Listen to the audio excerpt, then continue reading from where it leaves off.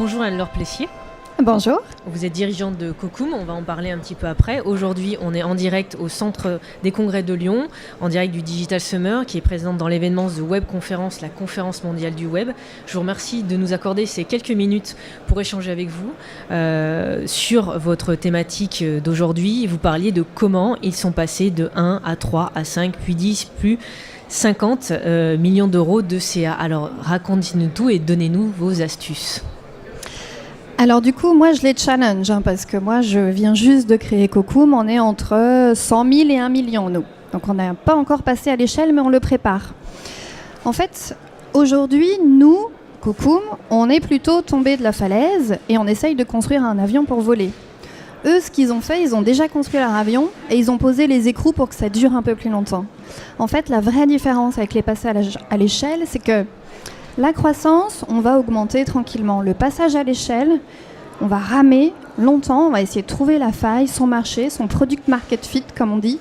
Et là, on va être capable de grossir très rapidement avec peu de ressources, en gardant la rentabilité et la qualité de service.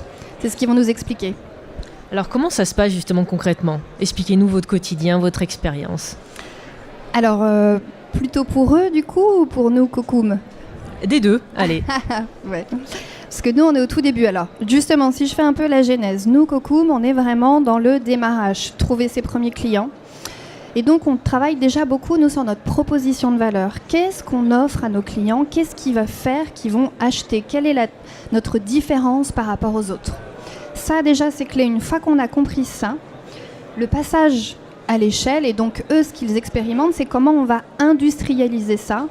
Et comment est-ce qu'on va tout préparer dans notre schéma, dans notre business model pour pouvoir croître très vite en un temps très court.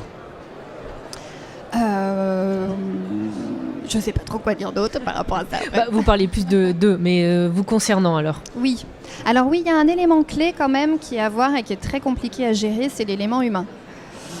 Nous, on fait de la com interne, donc on sait vraiment de quoi on parle, mais ça a été un sujet récurrent. C'est-à-dire que quand on est fondateur, nous, on n'a pas trop le cas encore parce qu'on est 5, on va passer à 10. On est fondateur, on est hyper motivé, on a envie d'avancer, on est engagé dans notre entreprise. Comment ça se passe justement lors du passage à l'échelle quand on a besoin de recruter le premier cercle de collaborateurs, le deuxième cercle ?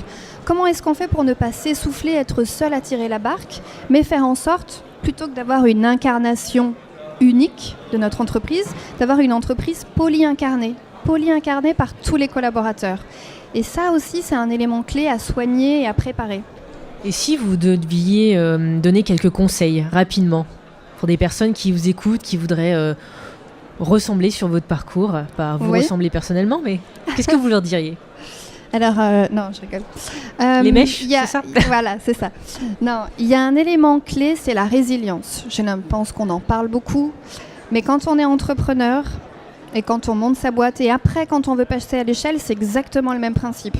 Ce qu'il faut voir, c'est quand on monte une boîte, une start-up, ou après quand on veut croître, c'est comme le vélo. Si ça fait pas mal aux cuisses, c'est qu'on est en train de descendre. Et en fait, souvent, ce qui fait le plus mal, c'est les faux plats. C'est-à-dire les moments où on n'a pas l'impression d'avancer, où on a l'impression de se heurter à des échecs perpétuels. C'est là où il faut continuer. S'il y a un seul conseil à donner, c'est la résilience. Et en fait, il y a des moments où ça se débloque. Il y a des moments où on va monter et ça va être fulgurant. Et là, on aura toujours mal aux cuisses, mais ce ne sera pas pareil. On sera porté par l'adrénaline, par les collaborateurs, par le marché ou par le PO, mais ce n'est pas le sujet. Et si on se projette dans 5 ans, vous voyez où ? Nous, dans 5 ans, oui. Chez Cocum. Nous, on se voit à 50 millions. Non, plus, au moins. Non, plus sérieusement, dans 5 ans, oui, on prévoit la scalabilité. C'est indispensable d'avoir de l'ambition et de la vision. Nous, chez Cocum, à 5 ans, on se voit à 10 millions d'euros de chiffre d'affaires, avec une entreprise bien implantée chez nos clients. Et ce qu'on veut le plus, c'est vraiment pour nous développer un écosystème en coopétition. C'est notre vision. On veut ouvrir le marché. On veut pouvoir travailler avec nos concurrents et nos clients. Pourquoi avoir choisi cet événement aujourd'hui ? Du Digital Summer ? Oui. Oh, parce qu'on avait envie d'être en été, je pense. Non, c'est associé à la WebConf. Et c'est vraiment, on est très très honorés de pouvoir participer au Digital Summer et à la WebConf. Il y a des intervenants incroyables. Et on est ravis, en fait, nous, de pouvoir partager ce qu'on apprend le plus, et notamment avec la résilience, qui nous aide, en fait, à à passer tous ces échecs, toutes ces étapes, c'est d'échanger avec les autres. Et donc, nous, on a beaucoup reçu en échangeant et en prenant. Et on a envie, nous aussi, de pouvoir donner et d'échanger avec d'autres entrepreneurs. Donc, c'est l'occasion aujourd'hui de réseauter aussi, de partager. Oui. Mais à Lyon, c'est un petit réseau. Donc, en fait, tout le réseau qu'on peut faire, c'est des gens qu'on connaît déjà. On va prendre des cafés, des canons avec des gens qu'on connaît. Ah, c'est ça la vérité. Oui, c'est ça la vérité. Mais c'est plus l'occasion d'échanger sur les problématiques du moment. Qu'est-ce qu'on fait, où on en est, eux, où ils en sont, et ça nous alimente. Si vous aviez un dernier mot à communiquer à nos internautes qui vous découvrent aujourd'hui, vous leur diriez quoi ? Profitez du soleil. Et ne vous limitez jamais à un non, jamais à un échec. Continuez. Ayez l'audace de continuer toujours, d'avoir de l'ambition et de rêver. J'ai mis mon t-shirt spécial, Made of Dreams. C'est vraiment ça. Continuez de rêver, ayez de l'ambition et allez-y. Il faut réaliser ses rêves, effectivement. Oui. Anne-Laure, merci pour ces quelques mots. De Au rien. plaisir.